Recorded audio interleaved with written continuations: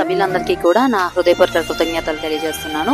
Help of God పరిచర్య ఈరోజు గోకవరంలో ఉన్న సింహాచలం గారి దగ్గరికి రావడానికి దేవుడు మనందరికీ ప్రేమనిచ్చాడు. సింహాచలం గారు తాపి పని చేస్తూ కుటుంబాన్ని పోషించుకుంటున్నారు.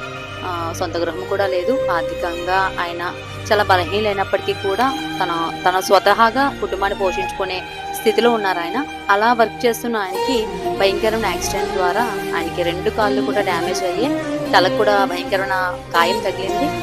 దానివల్ల కాకినాడ హాస్పిటల్లో ఆయన ట్రీట్మెంట్ పొందుతున్నారు అని చెప్పి గ్రూప్లో ఉన్న సభ్యుల ద్వారా, నగేష్ గారి ద్వారా మనకి తెలిసింది. కుటుంబం చాలా దీనస్థితిలో ఉంది అని, బిడ్డను పోషించుకోవడం కష్టం అవుతుంది అని హెల్ప్ ఆఫ్ గారిని వారు ఆశ్రయించారు. మీరందరూ ఇచ్చిన ప్రేమను బట్టి, సపోర్ట్ని బట్టి కుటుంబానికి నెలకి సరిపడా రేషన్ తేవడానికి మరొకసారి దేవుడు మనందరికీ కూడా ప్రేమనిచ్చాడు. సింహాచలం గారు త్వరగా కోలుకోవాలని, మరలా ఆయన యథావిధిగా తమ పనులు చేసుకోవాలని, కుటుంబాన్ని పోషించుకోవాలని మనస్ఫూర్తిగా మనందరి తరఫున కోరుకుంటున్నాను. అందరికీ కృతజ్ఞతలు. Thank you.